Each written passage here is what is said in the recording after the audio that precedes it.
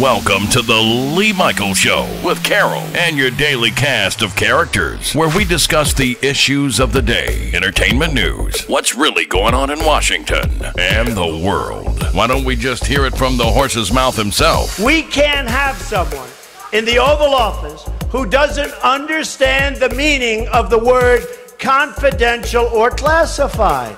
I don't think it's safe to be briefed on national security because the word will get out. I know at some point they're going to want to brief me, but I'm not a talker about this stuff. This is like Watergate, only it's worse. Because here, our foreign enemies were in a position to hack our most sensitive national security secrets. Of course, it turns out the Russians didn't need to hack Hillary's email server. They were able to hack Trump's mouth. This is like Watergate, only it's worse. And it's getting The Lee Michaels Show on the Power of Voices Radio Network. Every doggone day I wake up and it's the same old crazy coming out of the pie hole of this fool. All right. I feel better. I had to say it. I had to. And you have to understand, I've been up rolling since about 5:30 this morning. So I'm fired up, lit, and ready to go. How about you? Welcome to the show. It's called The Lee Michaels Show with Carol and the cast of characters. And we have many. And you are a part of it. You are officially a part of the characters of this show. Welcome. Thank you so much for being here today. I think it's time, folks. I said it in a little video promo before coming on today. It's time to not only impeach this fool, but force him to resign and prosecute him for breaking federal laws. And we've been talking about that for, at least 2 weeks. Apollo brought it to our attention first, and he read the law in detail as to what the president has done wrong. You cannot contact private industry and dictate to them what they can or cannot do as it relates to hiring practices or what you want their employees or people who work for these companies, meaning the NFL teams and probably others that we don't know about. You can't do it. It's against the law. Even the president is not above that law. It says it clearly. The executive branch, the legislative, which means the House and the Senate people, as well as the judges. You can't do that. It's punishable by a major fine and up to 15 years in jail. Bye-bye. Goodbye. Good night. It should be over. But unfortunately, as we wake up every day, this clown is still in the White House. How? If it was Carol, she'd be fired, prosecuted, and run off the grounds of the White House. If it was Chris Bass, same thing. Alfo, Little Frankie, Apollo, maybe not for Spy Boy because he's got his head up their butts. And me, I would go out fighting. But they would do me too. And they would do you. Why is this guy above the law? If this was President Barack Obama, I don't even want to think about the consequences on that. But he's still there. He can grab a woman by her private parts. He can threaten to support racist people. No, he didn't threaten. He said, I'll do it. Take him out on a stretcher. Beat him up. I'll take care of the legal fees. I could go out into Times Square and shoot somebody, and you damn fools will still support me. He said that. He didn't say the damn fool, but that's who you are. He ain't messing with Eminem. I wonder why. What do you think, Carol? He came back. I got to find it. He did a little rap. No. Or thought he was. Oh, okay. That should be comical. I can't even think about him today. The new thing he's going to do, he's putting his own health care in. He said he can do that. Nobody can stop him because he has that right. And since people won't vote it in, he will put what he wants. Okay. So, again, he wants to be a dictator. He is a dictator. And we allow him to get away with that. So, who are you going to be mad at? Don't be mad at him. He's just a fool. He's already proven that. We should not expect anything different than what we've already seen coming out of this guy. He's proven to us who he is, what he's all about, what he's going to do or not going to do. He's going to undo everything that President Barack Obama did because he has a personal vendetta, hate-filled. Now, he started the fight. But Obama slapped him around at the correspondence dinner. Made him look like a fool. And that's what this is all about. This is all about a get back, payback from a schoolyard bully. But I bet he was not a bully in school. I bet he was a chump. I bet he got slapped around. I want to hear from someone who actually went to school with Donald J. Trump. Elementary school, junior high, and college. Any of you, call in 424-227-9461. I want to know what he was all about as a youngster.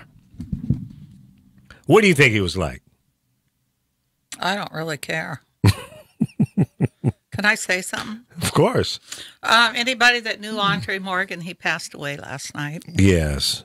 We talked about him yesterday, and we asked for prayers. He's made his transition. Well, they said he went very peacefully. Good. I know it went so fast. Yeah. He was a kind man, and I'm glad to have known him, worked with him. He was in the record business while I was in radio, and he was always a kind, gentle, and professional. Never saw him upset. He didn't come to me crazy. Hey, Lee, I need you to play this freaking record for right now. Never. He was very professional, presented his product in a very professional way, and I've always had respect and high regard for Andre Morgan, who made his transition, late last night? Carol? Yes. Yeah. So we pray for his family, and let's remember the kind and gentle things that Andre brought into this world. We have a caller here. Welcome to the show. Oh, thank you very much. Thank you very much. And who do we have here? You got me. Who is me? Me, Ron Ellison. Oh, Ron. Yeah. Did you know Andre Morgan? First, I was getting ready to say to you, did I know him? We lost one this week on both sides. Yeah. We lost the brother out of St. Louis over there with you. Alvin John Waples? Yes. And then yesterday we lost Andre Morgan. Mm-hmm. Yes, I knew him. You know, when you really look back on it, man, we're all just a one big family. Yeah, you're right. We all worked together. We all got along together. And, you know, we all was going toward the same purpose, to make the music good and to expose it to people. And I don't know, Lee, I'm looking at this now. I'm thankful for every morning I'm waking up, I'm still breathing. Amen, brother. Well, you know, that cancer really hit him fast because he had told me when he found out he had it. I called the other day at the hospital before they moved him home to hospice, and then I talked to him at his house. But he couldn't really talk, but he knew everything you were saying to him. His son told me he would just light up. I did not know he was sick. I told people that. I put it on Lee's page, and then it didn't post right, so I took it down when he got worse because he told me about, I think it was about 3 months ago, he had pancreas cancer. And then something went to his lungs. But I think what happened is, from what I hear, some bed sores got infected too. But they brought him home, and I think it was late last night when he passed away because his stepson was sending us messages. Yeah, how sad. Really nice guy, though. I don't think my sister used to date him. How long was he sick, ma'am? I would say, when did I tell you he had cancer? Maybe 2-3 months ago. Yeah, about that. That's when we found out about it. Yeah, he had called and told me, and then, we talked about it. But then something went to his lungs, and because he was going to get something they could do now. I don't know if it's the stem cell, but they had to get his levels down. But then they found something, he told me, in his lungs. Yeah, how sad. Nicest guy, though. I don't think I've met a nicer person. Oh, he's a beautiful guy. I've known him for years. I mean, years. Yeah. He's from Detroit, right? I think so. Yeah, Detroit, and I think he lived in Ohio. He never lived in California till when he moved here with his wife. He used to come out here because he was in the record business, but he hasn't been in that for a long time. Actually, he was driving Uber. Yeah. Just to stay busy, but I feel bad for his wife. Oh, yes, me too. And I didn't realize he had so many kids. Now, Ron, did you work with him? Did he work with you at any of the companies that you manage? No. Okay. We were competition, but we were very friendly competition. Yeah. He was at Motown, and I was at Warner Brothers. Right. And I was in Chicago, and he was in Detroit. Right. And we covered the same areas, and worked with the same radio people, the same record stores and stuff like that. We didn't get in each other's way. As a matter of fact, I respected him. He was a nice guy. Yep, absolutely. And, both him and I came up in the Midwest during the 70s and had a great time doing it. So, no, I didn't work with him, but I worked right beside. We worked right beside Sure. each other. Especially the local and regional guys, and even the national guys, all knew each other. It's a small, close-knit business. Yeah. And so it's hard not to know just about everybody in the industry. You know everybody. And the other thing, Lee, is if you remember, we used to have 4 conventions a year, and we all get together and get drunk together. Yeah, but Palm Springs. That's right. L.A., Palm Springs, Atlanta, New York, Philadelphia, Washington, D.C. They had, conventions all over the place. He's on Facebook, too. A lot of people are leaving messages there. Yeah. Well, we're gonna miss the very warm and gentle and professional guy. Andre Morgan made his transition late last night, and Alvin John Waples, what was it, yesterday or day before? 2 days ago. 2 days ago, yeah. Yeah, 2 days ago. Now, that surprised me, see, because he's younger than me. Well, but I guess 92% of the 92% of the world is younger than you. See, only a true friend could bust a joke on somebody like that. Oh, no question. No good. Well, you've known me long enough. That's right. Hey, and again, we come from, you come from one side, I come from the other side. Right. And we both did a good job, man. When I look back on it, and I'm looking at you coming off that Atlantic Ocean and then coming through the Midwest, the West Coast, and then Atlanta, and the things that you've done, hey, we did pretty good. Absolutely. I'm not mad at anybody. I'm happy and content and humble. Well, for the success. I'm mad. You mad? What you mad about, Ron? I'm mad, man. Give me a break. What are you upset about? Living legends. When y'all gonna honor me? Hurry up before I ain't here no more. It'll be called the past legends. You know what I mean? Absolutely. Yeah, you should have been inducted a long time ago. Man, I want my name to go down in history. That's right. Living legend history. That's right. Give it to me while I'm alive, not after I'm dead, because I won't know. Yeah, my kids might be, grateful and, feeling honored, but damn, let me walk across the stage one more. I hear you, Ron. Well, I'll have to talk to the people over there and see if we can't get you on the list for next year. You got to hang in there now. Don't mess around. I was looking for you, though, because I went to the dinner on Thursday. I got it all screwed up, man. I'm thinking it was the next day, and my bad. Well, no, it's not. It's not so real bad because usually it was the next day, but the place was booked, so they had to do it on Thursday. Oh, okay. And they usually do the picnic on Sunday. They did the picnic on Saturday. Yeah. See, they screwed me up. You can't do things like that to an old guy. And you know what? You know what? I hear you. I grew up in Chicago. Yeah. And they every third Saturday in August they had the Bud Billiken Day. That's right. The big parade. For years, all of my life. That's right. It's a big parade, and not only after the parade was the picnic out in Washington Park. All the people would be out there. Yep. And they did that. And I remember talking to some people who ran that parade, and they said one of the secrets of this parade being successful is that on the third Saturday of August every year is Bud Billiken Day, and everybody knows it. Worst thing we could do is change the date. That's right. and I was told by, I'm not sure where I either read it or somebody told me it's the second largest parade in the country? In the country, yes. The Macy's Day is the only one larger? The only one larger, that's right. That's amazing. It is. And who in the hell is Bud Billiken? Bud Billiken. Bud Billiken was the originator of the Chicago Defender. Right. The newspaper, the black newspaper. Well, it wasn't black newspaper, it was Negro newspaper. That's right. Let me bring in another Chicago guy. Okay. Chris?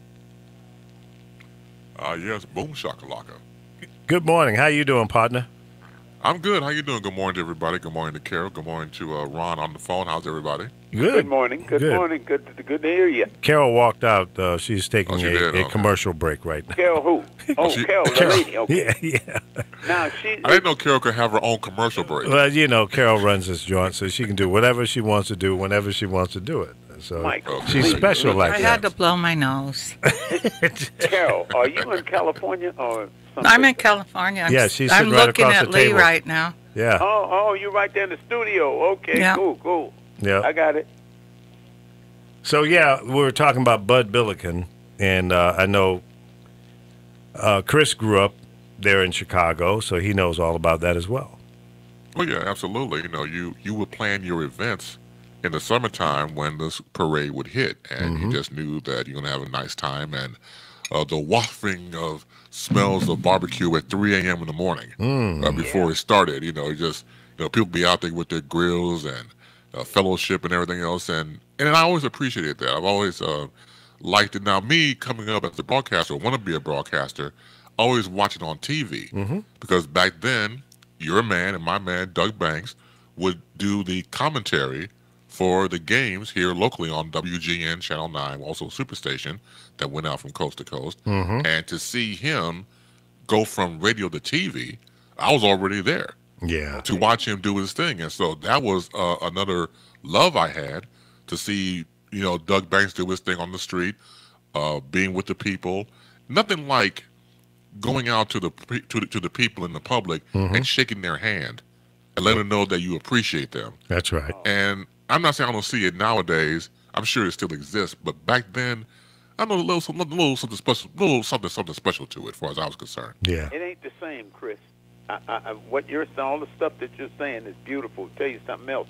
While you guys on radio and television were at that parade and pumping the parade up, all artists, believe it or not, wanted to make that parade because if you wanted Chicago and you was anything Negro, black, I mean, in the parade, Nat King Cole. In the parade, all the Motown artists came through. That's right. Artists, so people, Sammy Davis Jr., all them kind of folks, Yeah, it was a big deal. Yeah. And it still goes on. I mean, it's still, it's surviving. Yeah, they kind of, what would you call this? It was super, like Chris just said, super important. Now they come with, what's that they got there now, Chris, where it lasts 4 or 5 days? Oh, the Taste of Chicago? Yes. Oh, yeah, that's that used to be 2 weeks long. Okay. Yeah, they've trimmed it down. I don't know. No, they've trimmed it down. But they put it right on Bud Billiken Day. Right. Oh, that's messed up. Yeah. Yeah. That's no respect. So, well, you got to know. See, Chicago has 8. Let me get it right. 8.5 million people. 4 million of them people are black. So it's a lot of culture there. Yeah, it is. It is. It's enough to go around, but I don't see why they felt the need to, put the Taste of Chicago on top of Bud Billiken. Right. Not only that, that's got to be a chore for security and people moving around in the city. Yeah. And all of that. So to me, that was a bad idea. Yeah, it's still separate. I mean, it's still more separate than before. I mean, of course, like you said before, that the Taste used to be a 2-week event. And as you know, people, like I said earlier, will plan their trips around that. People from out of town will come to the Taste and, have their vacation around that as well. And I think over time, it just got too expensive. A lot of people just told me, look, the food ain't good no more. That was a direct quote. Yeah. And people got tired of it. And then you had a situation that happened a while back where there was some quote-unquote gang activity at the Taste, and that just made white people run. They were like, oh, no, wait a minute, we can't have this type of behavior, people shooting, and I don't want my son to get killed. Don't be wrong, I understand that, but I think, once again, my thing is don't be selective racist. Yeah. Don't just pick racism out the sky and say, that's the reason why I stopped. You were racist before all this had happened. Man, you just said a mouthful right there. Right. Now, when I was in Chicago and doing BMX and WGCI, we didn't have those kind of issues. No. And we broadcast live from the Taste of Chicago every day that it was there. Right. And back in those days, it was 10 to 12 days or something like that. And on the 4th of July, and I think the night before, it was at least 1 million people out there. Right. We didn't have any riots and all those kind of issues. Well, here's why you got them today, Lee. Hey, man, I'm telling you. And when this started to happen, I was head of black music marketing at Warner Brothers. So I was responsible for all the black music that we did at Warner Brothers. Right. And we used to have a meeting every Wednesday from 3 to 6. And the head of black music, the head of country music, the head of pop music, the head of sales, the head of advertising, we all get in this room and we would discuss what was going on with our products and what our next move was going to be. Well, okay, I knew every city in this country like the back of my hand because that's part of my job is to know. And I know from what you're just now saying what you were doing, I saw this happen in 1985, 85 to 90. They dumped crack cocaine by dump truck loads in those neighborhoods, and all of a sudden, all these people walking around with guns in their pocket. Hey, them people don't make guns, and they don't make crack. But if you're 30 years old today and you live in those neighborhoods, you ain't never seen nothing else. Yeah. So that's a scary part. Yes. Because there's generations of it now. There are generations of this poison of the neighborhoods, Exactly. So, and the other thing is that, and I ain't going to stay on this too long, but when you look at 22nd Street to 55th Street, State Street over to Wentworth, all them projects with 1,000 people in each building and 4 buildings on a block. Yeah. That was a whole lot of people crushed up there together. That was a small city. Exactly. In a 4-block square. And so we had 3 sets of them kind of projects. Yeah. We had the Walter Phillips on the west side, the Cabrini Greens there on the north side, and then the ones I'm telling you about, I'll think of the name in a minute, but from 22nd Street, that's a lot of folks, man. Yeah. So when you start dumping crack over there, when you start dumping guns over there, you create some, you got, like I said before, you got people who are 27, 28 years old, don't know nothing else. Yeah, that's true. And that's more than, you're right, and that's more than said. I concur with what both of you are saying. When you have like the Ida B. Wells projects used to be here and now they're gone. Yeah. And when you talk about those type of individual, they're right, they were individual cities. And it's sad because you can walk a few blocks and be in a whole new world. But some people just stayed in that world or that 4-block radius and didn't want to move from that. That's all they wanted to know. Well, they didn't know there was something else out there. I think they knew, but they just didn't want to do it. They become lazy and complacent and just ones to just stay where they were because it's a comfort zone for them. Well, I think that's probably part of it. And you got to have the desire to want to go somewhere else and experience something else. But if that's all you know, that's your comfort zone. Yeah. And, unfortunately, it is what it is. I mean, I met an 18-year-old girl, 10, 11 years ago. She had never been out of Baltimore, never been to Washington, D.C., Silver Spring, nowhere but her neighborhood. Right there, the car drive away. She didn't go. No, never. Never been on a bus, never been on a plane. And I was just like, what? How's that possible? Let me tell you guys something. What you just now saying, I know for sure because I was fortunate enough to have the kind of a job that put this stuff right in my face. What you're saying about those people is also true about suburban and small town white people across this country. That's true. Supporters. They don't know. They voting against themselves and they don't know it. Yeah, it's sad. Sad, pathetic, and funny, all at the same time. You're absolutely right. You don't know what you don't know if you're not willing to grow. Exactly. If you're not willing to listen and learn, to look around, look beyond, and keep an open mind and an open heart to receive something new and some truth, as opposed to the lies and deceptions that is instilled upon so many people, especially small areas. Exactly. And especially small areas, and they're all talking to each other. So they all talking the same dumb stuff to each other. Right. Regurgitating the same bad message. Regurgitating the same bad message. There you go. Yeah, and it's sad. It really is. But, Let's see, what'd you say? If you're not willing to know, you're not willing to grow. Lee, you better get that copyrighted, man. I don't have any idea what I just said. I have to play it back. You got to see, exactly. But I'm just you speaking espouse from the all heart. this stuff. Right, but you don't espouse all this stuff, man. You got to get a TM behind that, make it a trademark. Yeah, get some T-shirts made, huh? Yeah. Oh, yeah. Lee Michaels quote. Yeah. Yeah. Oh, well, whatever. Unfortunately, If it makes sense, use it. Okay. Unfortunately, there is a, I don't know what you call this, but I've heard it a bunch of times over the years. That is 80% of the community follows 20% of the 100%. So the 20% are aggressive, forward-looking, open door openers who will step out there. And 80% is sitting there waiting on them 20% to open the door. Waiting for somebody to do something so they can follow along. Right. Whether it's right or wrong, they're waiting to follow along.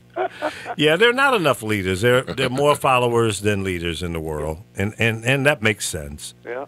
But you got to pick and choose the leaders that make sense. You can't, just because somebody's standing in front of a microphone or a TV camera or written a book or has a bunch of letters to the right of his or her name, and they're supposed to be, professional, people, doesn't mean that they are the smartest people in the world. I agree. They've achieved whatever they achieved, and they have a point of view, but it doesn't necessarily mean it is not skewed or a spin on it.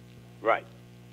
I agree. So be able to dissect and interpret and reason when you hear a message. Listen, everything I say you might not agree with, but, do some research on it. If you find me flawed or fake, then bring it to my attention. I'll accept criticism. I don't have a problem with it. That helps me become better. But you know what? When you look at this country, the occupation as we know of it for the last 350 years, we got a lot of different kinds of people who come here, and they come from different cultures. And you got Italians, you got Chinese, you got Japanese, all these people, Germans, they all think that they're right. And their culture, they all stick to it and follow it. And that creates more of a, like when you go to France, everybody's French. You go to Japan, everybody's Japs. Here, you got a lot of mixtures, and I'm saying that to say this. I think we ain't gonna get rid of racism for the next 200 years. So, do you think we just need to? And I'm not sure if it'll change anything because it's so deep embedded. If you didn't describe yourself as an African American or Black American, you just say I'm an American. I know when I go to foreign countries and people ask me where I'm from or what I am, I tell them American. Guy was in my car the other day. He says, "Where are you from?" I said, "Originally?" He goes, "Yeah." I said, "Virginia." He goes, "Oh." I said, "Why you say oh?" He said, "Well, I thought you were from another country." I said, "Why'd you think that?" He says, "Well, you could pass to be an Indian." I said, "From India?" He goes, "Yeah," because that's where he's from. So apparently I reminded him of some of the people that he has seen in India. I don't know. I've never been there in my life. I said, "No, I'm from here, homie." I'm listening to what you're saying. I've been knowing you for a long time, and I always look at you, look at the brother side of you. But looking at you, you could pass for an Indian. Oh, shut up. You could. You kind of favor you. Well, you know, it's funny that you say that because people from that part of the world do gravitate towards me in crowds, and maybe that's it. That's interesting. I never really thought about it until now. Yeah. Yeah. They come up to me in their native language, and I'm looking like, huh? Excuse me, ma'am. You have a red dot on your forehead. You want me to help you with that? I think I told you this before. This place is a melting pot. And one of my examples is, I'll never forget the first time I went to France. I'm in France. I'm at the house, at a hotel, off of the main boulevard. So I'm in the culture of the French people. Right. So when you go over there on Boulevard Italian and the Sheraton and all that kind of stuff, now you with all the people, but now go. So I remember I came out and I said to the lady in this small hotel, I said, I want to go to the hood. Yeah, you told me that story. Did I tell you that? Yeah. The hood? The hood. The what? I said, the hood. She says, I don't know what you're talking about. I said, where the black people are, the black people. She said, you're from America, aren't you? I said, yes, ma'am. She said, I can tell. Everybody here is French. We don't have no hood here. Get your butt on back to America with that hood attitude. That's funny. But see, that's the benefit and the knowledge that you gain through travel. Yes. I was talking to a guy today that just moved here to the Los Angeles area from New York. That's where he's most recently from. Originally, I think he said he's from Kansas City San Francisco. Okay. So him and his wife, newlywed, just moved here. He's in the advertising commercial production business independently. And we got to talking. You know, when I get somebody in my car, either you're going to talk to me or you're going to go to sleep. Either one. It don't matter. Yeah. So we engaged in a conversation. Shut up. Don't be snoring on the show. And then we began to exchange ideas and concepts, and he was telling me a little bit about his background. I gave him a little bit of mine, and, you know, the common thread was, you know, we're both in the media business. Okay. So he began to tell me about his travels and some of the places that he's gone to produce TV commercials and some of the people that he's worked with and all of that. And he said the most interesting and valuable thing in my life so far is the fact that I've traveled all over the U.S. and parts of foreign countries as well. You ain't lying. Meeting people that you didn't know existed. Oh, my God. The culture differences. Yes. The terrain, you know, what it looks like, the mountains and the rivers and the deserts and the beaches and all that. He said it's been a fascinating growth in my my life. Absolutely. And my perceptions have really changed because of the travel. Oh, man. And I said, yeah, man, I think that should be a prerequisite, a requirement for anybody, especially by the time you get into college. You need to get away and see something different because there's a lot out here to see and experience. You know what, Lee? Stay with what you're talking about, but let me give you an experience you just made me think of. Mm-hmm. I grew up in Chicago in the 1940s and the 50s. Right. And I became a musician and all that kind of stuff. But I still traveled around the United States. Mm-hmm. The first time I went to Japan, I went there with Earth, Wind, and Fire in 1975. Okay. Now, these people there, with a group like Earth, Wind, and Fire, it wasn't like Stevie Wonder or Prince, right? Who can't walk down the street. When these guys ain't on stage, people just don't know who they are. We walking around there talking to them people. We were there for 3 weeks. I have never met the nicer people in my life. Right. They were beautiful to us. And I remember saying to myself on the airplane on my way back home, so now you are a stupid ass. You done spent your whole life hating Japanese. And you didn't even know one. Right. And when I did meet them, that was a whole lot nicer than these white folks over here. Yeah. Isn't that amazing? So I'm just backing up what you're saying about education, travel, and stuff like that. You can't beat it. No. I mean, I've been to places I never dreamed of before, or only dreamed of. I used to lay in my bed late at night in Virginia and listen to stations in Chicago and just went, wow, man, those guys are so good. They're talented. And how tight they run the board and all of that. And I was just in awe with the greatness of what I was listening to on radio. And that was WLS, WBBM, and WCFL. Oh, man. Okay? Oh, yeah. I could hear Super them at CFL. night. Super CFL. Absolutely. And it was amazing to me. There's a guy, WCF, wait a minute, let me say, WCFL, when I was a musician and I used to travel, we used to get in the car and go from one town to the other. Right. In the evening and listen to Sid McCoy. That's right. On this 50,000 watt radio station. That's out right. In Chicago. That's right. I'm telling you, I know what you're saying, man. Yeah. I've sat on the beach in Miami and listened to WLS. Okay. You know, yeah.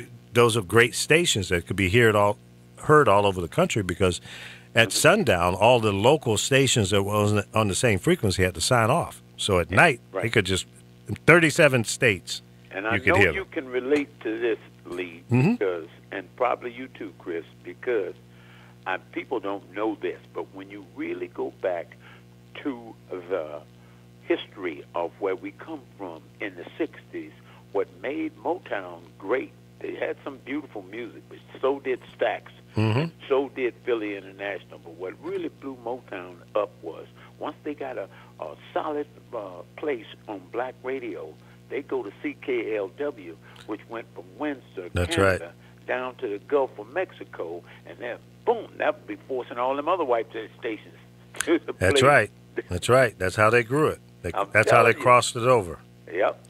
What was it? What was the music director, program director at the station up there? There was a lady. Trombley. Rosalie, yeah. Rosalie Trombley. That's right. Yeah. Yeah. Wow. She did a lot for black music in America. Yeah. And she wasn't a racist because she's Canadian. Now, is she still alive? Do you know? I don't know. I really don't know. I ain't talked to the woman in 20 years. But right. She did a hell of a... Motown should have bought her a house or something. It's something. She should have moved to California when they did, huh? Yeah. That's funny. Yeah, I mean, the impact of that kind of stuff, you know? Huh? Yeah, it's magic, and it's in your DNA, and it'll always be with you for the rest of your life, like you and Ron are going about that. And, you know, when I was coming up listening to all these different radio stations, different music, like here on the show, you might hear my music acumen go from, say, R&B to classic rock to hell, even classical music of Rachmaninoff. You know, just all of these different types of music. And I have to thank Chicago for that radio-wise because it gave me the open gates to not put myself in one box. Sure. When it came to music. So it was beautiful. But when we're talking about how people perceive you and when you're coming from different countries or even here in America, while you guys are talking, I remember the story years ago, and you had one out there too, a restaurant, Laurie's the Prime Rib. Yeah. Very good restaurant. It's one right here on And- La Cienega Boulevard. So you got that, and we have here one in Chicago. So years ago, my wife and myself, we went there for dinner, and so we're dressed up. You know, my wife had a nice dress on. I had on a 3-piece suit. It was dark blue. Now here's where the story gets interesting. In Chicago, correct? Oh, okay. That's right, on Ontario. Okay. So my wife and myself were waiting for our table to get set, and we're in the area where they serve you drinks. So we're having some drinks. I removed my jacket, so I have my vest. I had a white shirt, tie, and, you know, I'm dressed. A white man comes over to me and says, "Excuse me, sir, something's wrong with the bathroom." I'm like, "Okay, we'll go. All right, that's your business." And he tapped me on the shoulder again. "Excuse me, sir, the bathroom is not working." "Okay, we'll go get the manager." Call a plumber. What are you, Right, what are you yeah, telling exactly. me for? Right. But, sir, shouldn't you go upstairs and, "Oh, you think I work here?" Yep. "Oh, I get it. No, sir, I don't work here. I'm just like you. I'm waiting for my table." Here's my wife, Vicky. Vicky, say hello to Nice Racist. Hello, Nice Racist. No, I'm not a racist. I just know, sir, it's okay. I mean, no, I think maybe the vest fool you. They didn't want your black butt in that bathroom. Yeah, like get your ass up there, please. You know, here, take this plunger and go back upstairs and go to work. Go fix that damn toilet, boy. Right. Oh, That is a funny, crazy story. it is. But to his credit, I have to say the whole thing. He did try to buy my wife and myself some drinks to smooth everything over, and I didn't want it. Okay. Yeah, I didn't want it. Yeah, by that time, I was really pissed. I understand. But you know what? That was his perception. That's where he came from. Correct. Yeah. Yes. And you know what? I don't know if I would have been upset or just made him feel like a fool.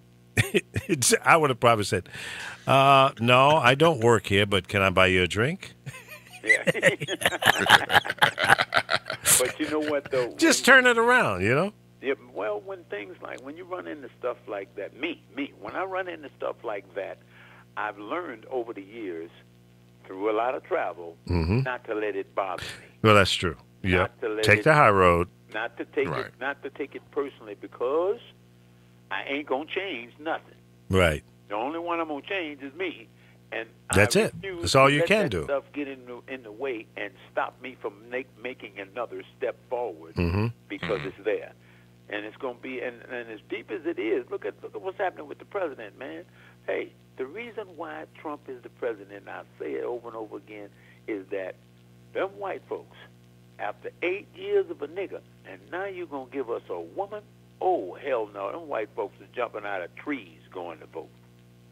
In Virginia, in Kentucky, in Tennessee, in Missouri, and all them places. That's why the man's president right now.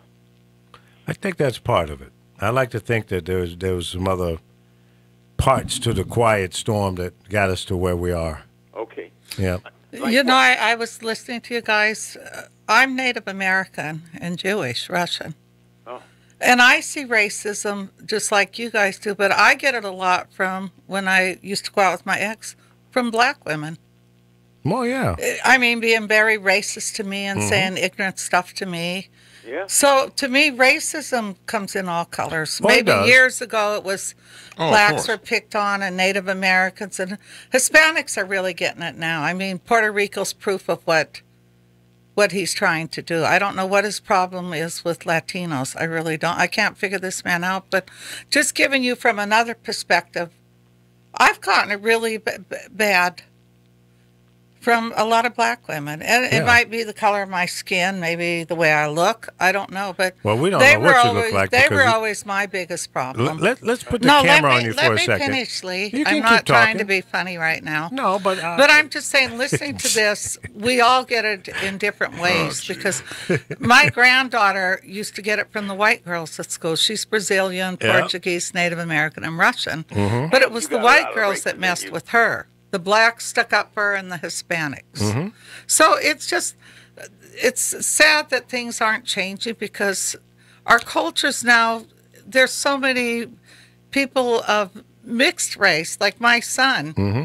When he used to tap dance, a black woman said to me, well, he's black. I said, he's everything. He can be whatever he wants to be because he's of many cultures.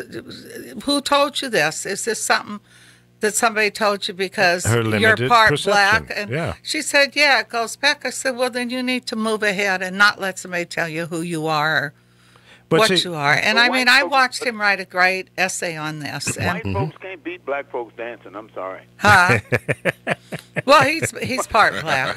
He's part black. He's an amazing tap dancer. Let me just say this. We have improved relations. We have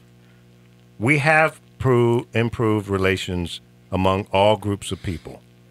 We just have more work to do. We do. Yeah. That's a fact. Yeah. I think we need to move ahead. I mean, I see Trump trying to push us all backwards again and create his, as he calls it, his white America. But most of my friends, I have friends of all nationalities, and none of my white friends feel this way. They hate him as much as we do.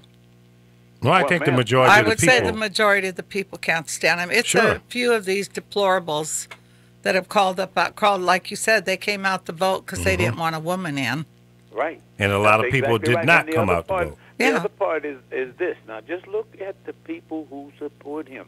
Largely small town and suburban town people in America are the people who are strongly supporting this guy. Yeah. Now, you've got some people from other areas supporting him, too, but his real foundation is them people. And those people are that they have been raised for a couple of things. They think the flag is theirs, they think the Bible is theirs, and they think this country is theirs, and everybody else ain't got no business here. Yeah. Well, they better study their ancestors because it isn't theirs. That's the problem. They don't know their own history. I mean, I'm shocked that one singer, Mary Mary, speaks so highly of Trump. Wow. I was really shocked with that. I haven't heard what she... Oh, yeah, she's a big Trump follower. I have Latino friends that think he's wonderful. I said... Mary, the gospel singer. singer? Yes. She's a very big Trump follower. Pull her up. Yeah, well...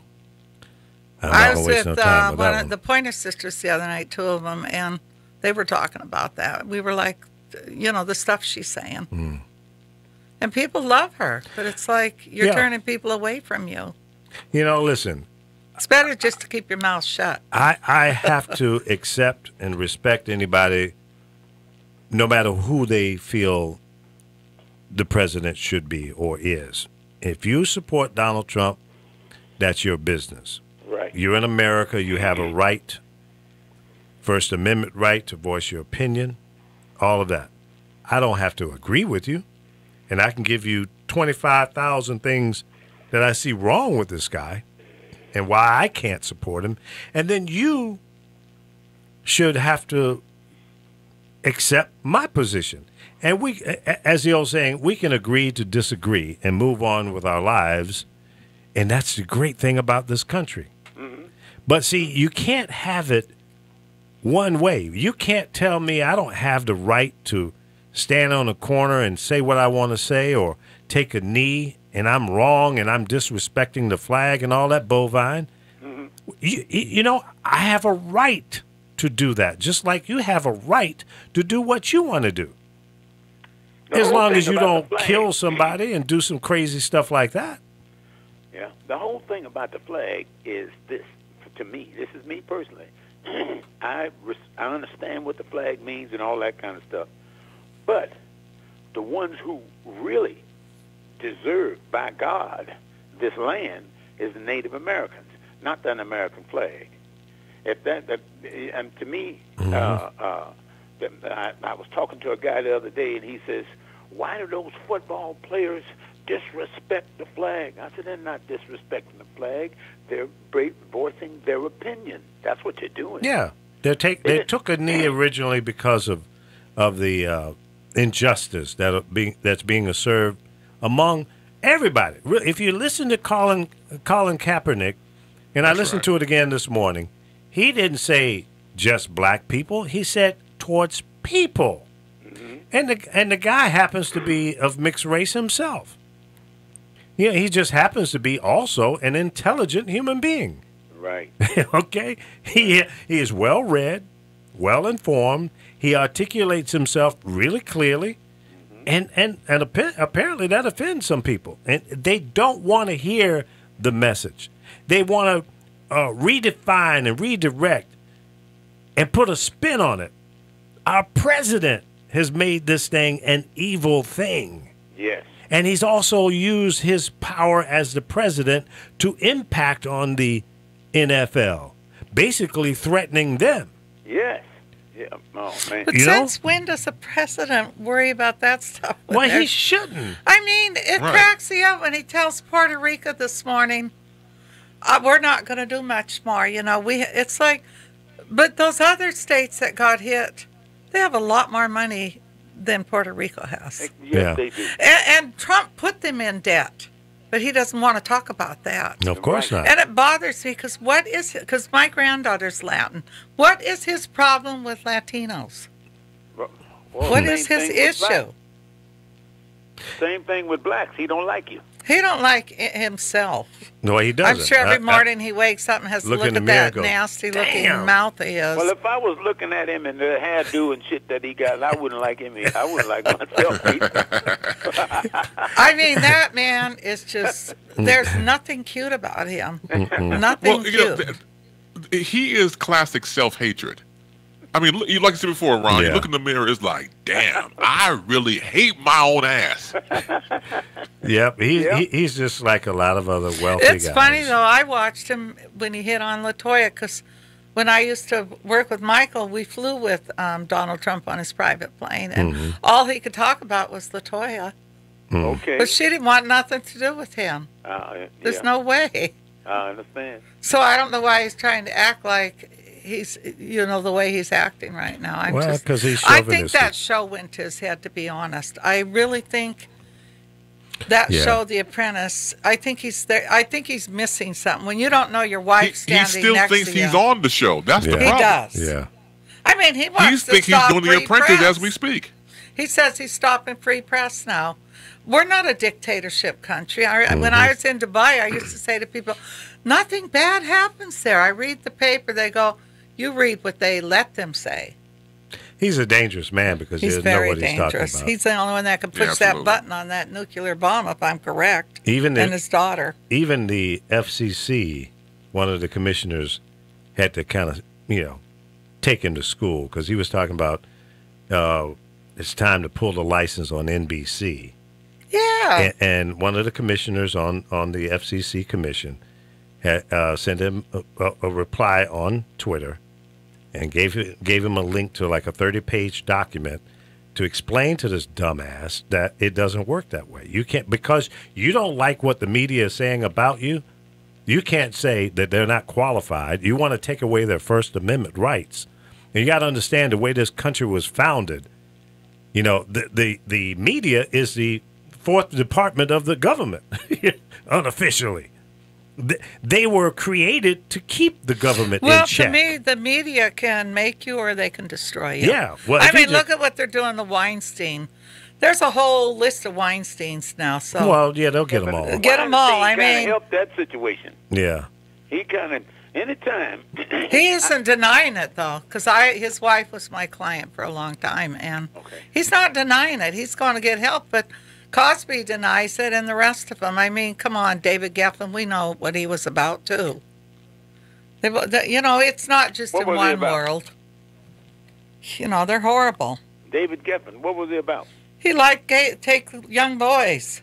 Right. Yeah, so Believe that's me. what I figured. He was gay. Yeah, Yeah. he is gay. Uh-huh. Cher was my client, and she was dating him, but he's gay. The only thing I don't like about Weinstein, and maybe I'm wrong or not because it ain't been proven yet, but I remember when I was senior vice president of the black music department of 3 major companies, Columbia, Universal, and Warner Brothers, I always kept it in my mind that I'm not going to go out of my way to say anything wrong to any of these women in this company. That's smart. Because if they do, it's going to turn around and it could kill my career. Yep. So I kept my personal life out of my business and kept kept them separated. Absolutely. Because I had seen what had happened to other, especially guys, because once you get that kind of power, here come your ego going in there with it. And now you think, That's true. and a lot of guys think that they're above and they can do things, you know? Well, they've gotten away with it. Of course they Yeah. can do things. I mean, look, you think these actresses that aren't coming forward, you think he forced himself on them? They didn't complain at the time when he gave them those big parts, did they? No. No. So to No. me, they're just as guilty because you don't have to fall under that. I've had it happen to me where my clients have tried to get me to sleep with their husbands. I've had female clients that have answered the door naked and tried things and that. And Yeah. I don't want money that bad. I don't like women. Damn, Well, I it's ne- all right. If There's you say- someone out there right now in the press, and she better hope it don't surface because she's known for that shit, where she hires young girls, and before you know it, these young Yeah. girls have to go to bed with her. They don't have to, but they do it because they want to keep their job. And Right. I watched that for years. So And I think the men make the mistake when you ask for it, you don't just demand it, you ask for it and say please. And you've been on the road. You see these groupies. What do these young girls do? Half of Yeah, them. they're- They'll they're- do anything. They'll yeah. sleep with the grips if they think they can get next to That's the right. artist. Jeez. I've That's watched true. it. It's true. They should will have been a sleep grip. with the grips. Hey, They'll listen. sleep with the ugliest guy on the road if he tells you, "Oh, I can introduce you to him." Hey, listen, I was a manager for a hip hop guy, Domino, rapper. And Right, I remember him. yeah, and listen, we were out there on the road, man, and they find out I'm the manager. Oh my God, they would give me underwear to get to him. They'll give you anything. Yeah, I said, listen, I don't know, no, baby, you keep that on. If Domino wants to give you some, that's on him. But Right. you know, you can't come through me. No. Now the reason why I don't think that Bill Cosby is nowhere near as guilty as they say he is first of all they're bringing up stuff that happened in 1972. I will never forget. I went to see Bill Cosby 5 times at the Sands. He was under contract at the Sands in Las Vegas for a year, and I went 5 times to see him. And it's customary when you perform in Vegas that after the show you go backstage and the people in the audience come back and see you. You got Right. to stay back there 45 minutes. Right. Okay. So I remember going back there, standing in the line, going backstage. I got to tell you, there's 25 women in front of me with their skirts in their hands. Yeah, but those same women are all accusing these men. I mean, Weinstein's not denying it, but these same women, I mean, you see them. They're accusing them, but this was years ago because it would have been around the same time because Janice Dickinson has to be in her late 50s.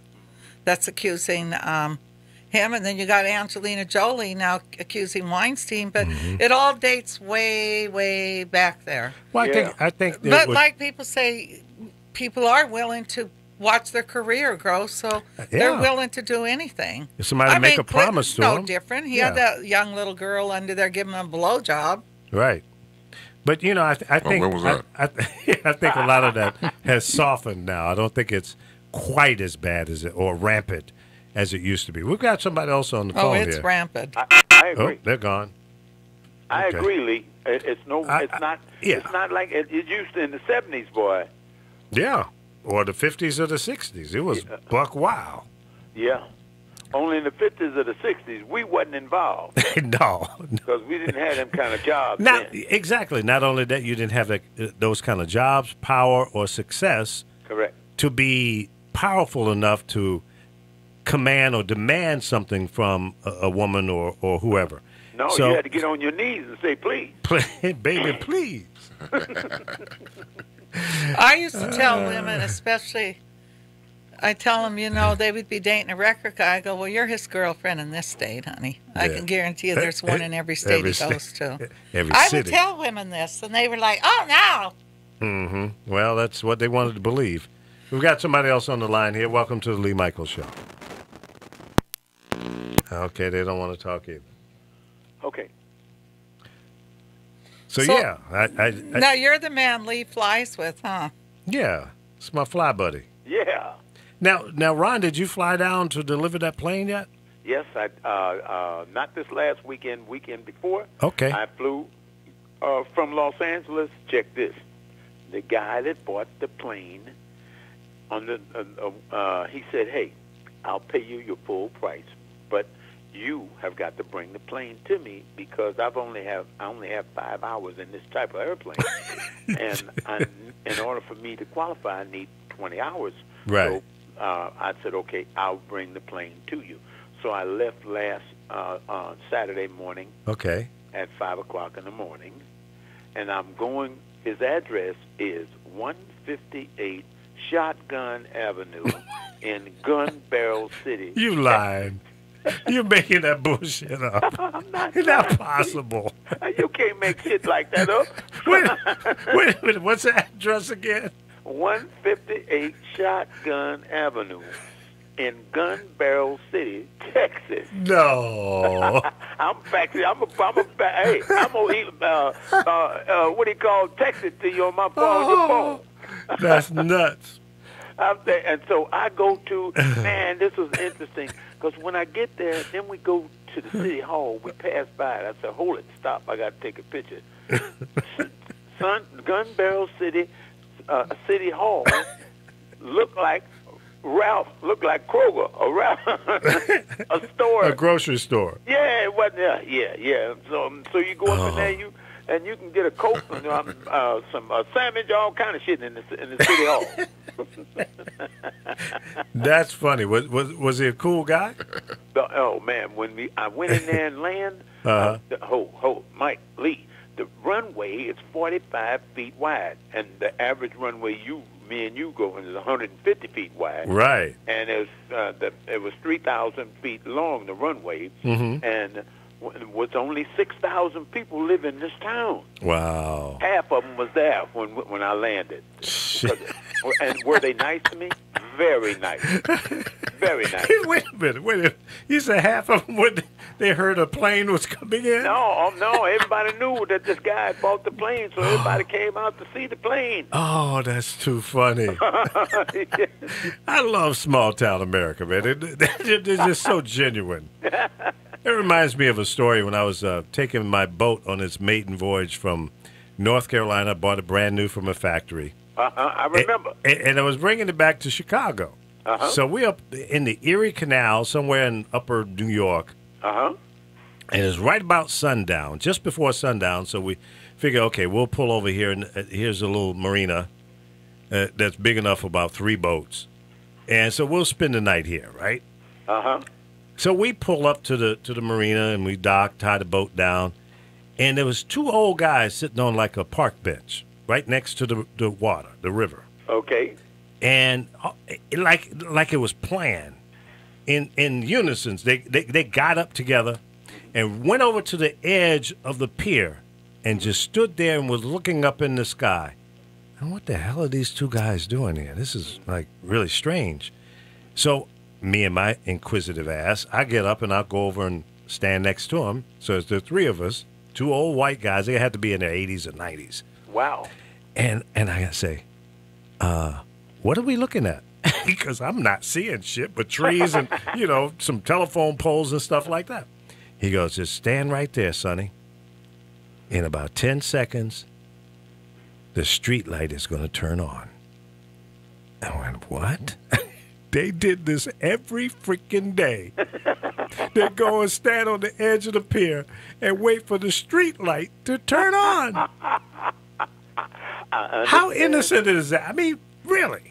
Hey, I'm telling you, that's what I went through when I got to Gun Barrel, Texas. Oh, my 6,000 people in the town. Half the people showed up folks because they knew that this guy's Hoffman's airplane was coming in. Wow. And I came in there, and they all of them walking around looking at the plane. And stuff, you know. That's funny. Oh, that was a trip. That's a big deal. There you go. You know, in a town of 6,000 people, and this guy bought a plane. Right. You know, that's a big deal. Yeah. And everybody in town knew about it. Mm-hmm. Well, you ain't got but 6,000 people, man. Then there was a couple of nice they were very nice to me, though. I got to tell you. Yeah. And a couple of nice restaurants there. I was there for a couple of days. Nice. Yeah. Because I had to take the guy flying so he could feel that the plane could do what he wanted it to do. Sure. But part of the thing was for him, he said, hey, I'll know I'm buying a good plane if you bring it to me. Of course. I mean, it's got to make it to him. Yeah. It's not like you put it on a tow truck. Right. Yeah. That's smart. But that it was smart. fun, though. I enjoyed Now, did you it. go by yourself? Yeah. Really? And how long did it take you? And what route did you take? Now, that's interesting that you say that. I left here and went to Tucson, Arizona. Okay. That's my first stop. And then my second stop was Deming, New Mexico. Okay. When I get to Deming, New Mexico, it's cloudy and it's raining, and the ceiling at the airport was only 300 feet. Well, whoa! Yeah, man, you need 1,000 feet. So I had to go to El Paso and get out of the weather. And I got there, and from east from me there, Abilene, Texas, all over there was raining big time. Yeah. So I spent the night in El Paso, Texas. Okay, smart. Waited till the weather changed. Got up early in the morning and flew into Gun Barrel from El Paso. Okay. Now how many hours did it take to go from El Paso to Gun Barrel? How many hours in flight? Actually, in the air flying. Okay. Was 9 hours. Wow. That's a good little range. It is 9 now, hours. What's the maximum range on that plane? Well, okay, that's a good question. The plane carries 5 hours of fuel. I only wanted to fly 3 hours because I had never flown this plane long distance before. So you don't know. And I don't know, so I like to have plenty of fuel. The only time I ain't got too much gas is if I'm on fire. If I ain't on fire, I want all the gas I can get. And put a 5-gallon can in the back seat, right? Exactly. So between I didn't fly over 3 hours was my limit. So between El Paso and Gun Barrel, you stopped. No. Somewhere. El Paso Gun Barrel. That took me 2.5 hours. Oh, I thought you said 9 hours. Okay. No. When I say 9 hours, I'm talking about flying time from California to Gun Barrel, Texas. Oh, okay. Got it. Flying time was 9 hours. 9 hours. Okay, total. I got you. Okay. Right. Now, it took me longer than 9 hours because of the weather. Right, of course. I landed in El Paso and spent the night. Okay. That was smart. Oh, yeah. Yeah. Yeah, so the same thing with boating. When you're traveling out on the ocean and even some of the rivers, you just can't chance or push the weather envelope. No, stupid. I understand. And I understand what you're saying. I don't know how to do it. You do, but I understand it. No, it's basically the same. You check the weather before you leave, and you check it again before you leave. Exactly. And if it looks like there's a little squall or something out there, why are you moving? That's right, because shit changes in a matter of minutes. I swear to God. Yeah, that's right. So, especially with airplanes, but like you say, with boats also. And see, people don't know the kind of airplanes I fly. No airplane can fly through thunderstorms. My airplane, I got to stop and let the weather go by it. Now, them 737s and them 747s, they go up above the storm, right? Fly at 40,000 feet, or they can go around a thunderstorm. Right. The average one is 150 miles wide or 200 miles wide. They can go around the thunderstorm and still be cool. Because they got all that fuel and they're flying at 575 miles an hour. That's right. So, and the people in the airplane don't know. It just took you 15 more minutes to get there. Right. Sit back and relax and leave the flying to us. Right. But now, here, let me give you this example, then I get out of this.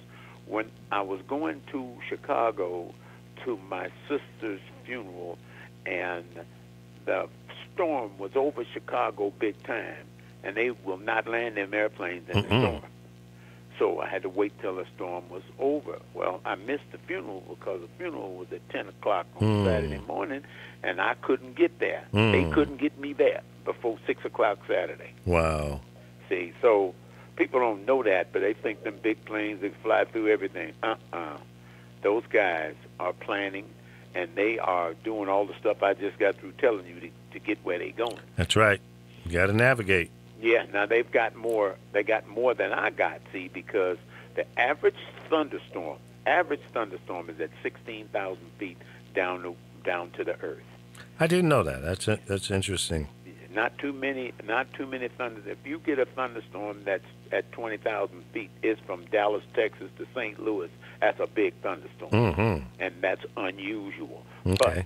But in my plane, I can only fly at 18,000 feet. That's how high I can go. Okay.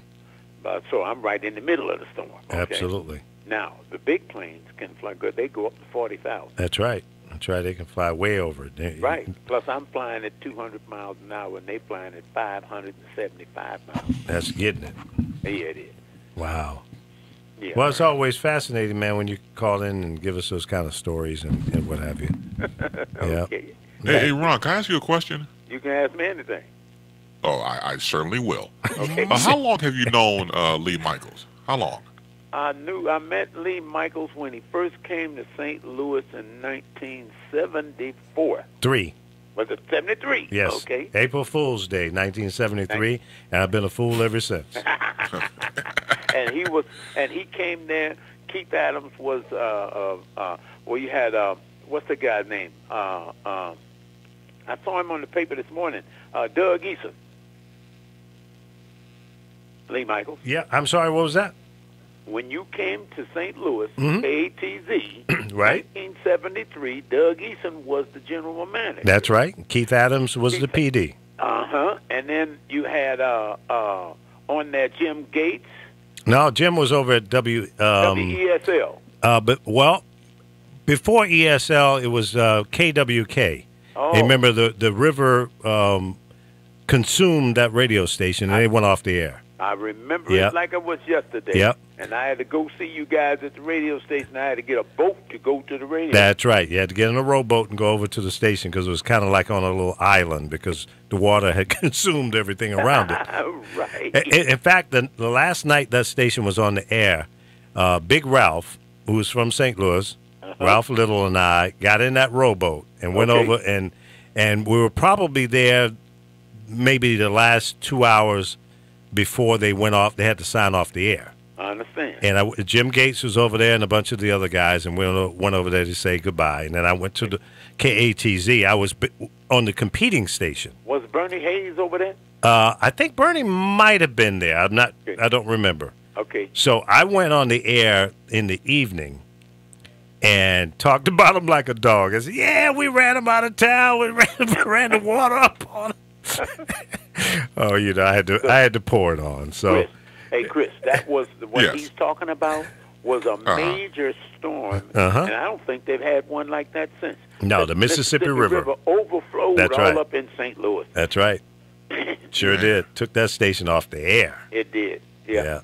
So you've known him since 1973. Am I correct? Correct. All right. So you're about a total right now of 44 years, right? Yes, sir. Okay. Would you concur that there is a on-air Lee Michaels and an off-air Lee Michaels? Oh, absolutely. Okay. Now, why would you ask that question? Hey, follow me on this, Ron. What are you, a damn lawyer now? Chris, listen. I remember going to see this guy at the radio station, and I don't know whether I can say this or not, but he was talking on the radio. Ladies and gentlemen, you're listening to KATZ, and now I'm getting ready to play for you Stevie Wonder, and talking clean and clear, sounding like you. And then as soon as he pressed the button and the music started playing, I told that motherfucker,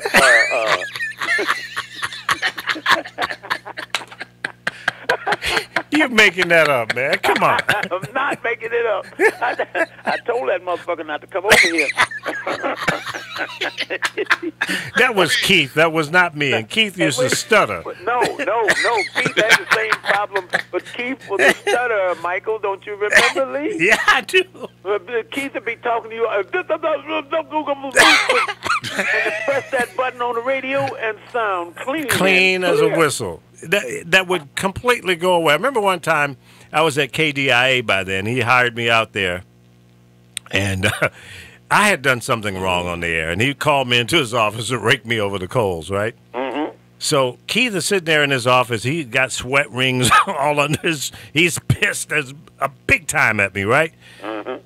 And he said, "Sit your ass down." I said, "What's wrong, Keith?" He said, "I told you not to do that shit on the air no more." I said, "Keith, what did I do?" He said, "You know what you did. You and the goddamn Johnny Morris. y'all were fucking with Doug Clark." I said, "No, man."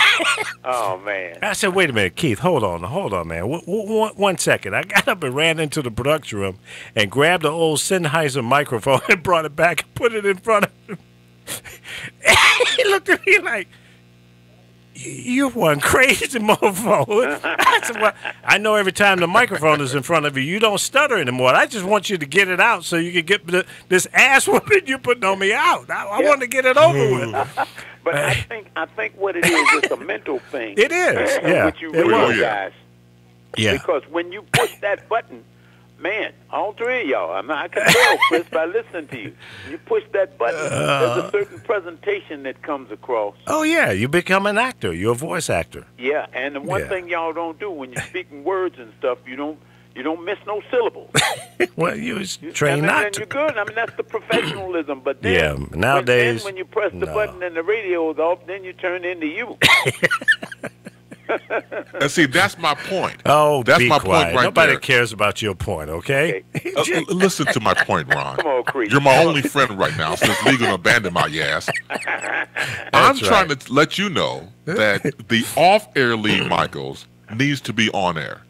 Okay. We must do a show like Lee After Dark or Uber Lee, as I nicknamed him before. This Uber Lee character is hilarious. Okay, yeah. But I just do that. I perform for you on the telephone when we're talking, not come up with stupid, crazy shit, and just to entertain you. And I do that to my passengers in my car. Don't clean it up. No, don't clean up. You know goddamn well that's you. It's a captive audience, and I know you want to be entertained, so I entertain you. Mm-hmm. I'm a part-time comedian. And Carol, don't you say a word over there. Just keep playing with your cell phone. No, I was just looking at comments with people. Keep playing with yourself. No, she might. I don't know. See, now, some people would take that as sexual harassment. Well, yeah, but you know. But Carol doesn't. And when you get our age, you will pay somebody to harass you sexually. I noticed people came in. I wasn't saying people were racist. I said it works in all colors. I see it always. Oh, yeah, of course. And people's got to move on sometimes. I didn't live back in the Native American days when they made them walk the Trail of Tears, and you guys didn't live as slaves. There's a lot of things we didn't do. We have to try to move on, but then Trump's trying to move us all backwards again. I'm sorry, Carol. What exactly is the Trail of Tears? It was when they took us Native Americans and they made us walk to, I think, South Dakota it was. Because I don't know if I'm Sioux or Cheyenne. They just walked us. I haven't read the whole book. But no, you walked from Georgia, Alabama, Georgia? Georgia, Alabama, Tennessee, and parts of Kentucky across to, they were taking you to Oklahoma, and it was, they lost 15,000 people on that walk. When they walked all those people, they were getting them out. This right after the Civil War. They was getting them out of the South and getting them over into Oklahoma. Well, they don't realize either how many of us they killed. I mean, I have pictures at home where they took our kids and nailed them to trees. 4 and 5 kids at a time. But that Trail of Tears, That's what that's all about. Yeah. And That's it horrible. was a horrible thing. And they moved them people and didn't take them in wagons and shit and made No, them they Made made them you walk. walk. Well, right now there's a lot of controversy because a lot of our Indian kids have always lived on reservations. We have our own language. I don't speak it. And they don't want to let them in colleges if they don't speak English. Well, I think that's wrong because Native American is the true language of America. I agree with you. And they're making these kids leave because I they don't agree with speak you, but- English. But people can come from here from Russia and Japan Anywhere. and India, and they have trouble with the language, but they're not turned away. No, they're What's not. up with that? I mean, Well, what's Jim up was with here that 5 is- years let and me could tell you speak what's up English with that. good. There's two races of people that they will never be able to pay off no matter what they do, no matter how long it is. And that's Native Americans and the 165 million slaves that they brought in here and worked for years for nothing. They ain't going to never be able to pay you back.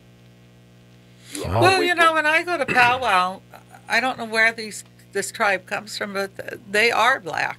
Really? And I tell people, Native Americans hid slaves out. Mm-hmm.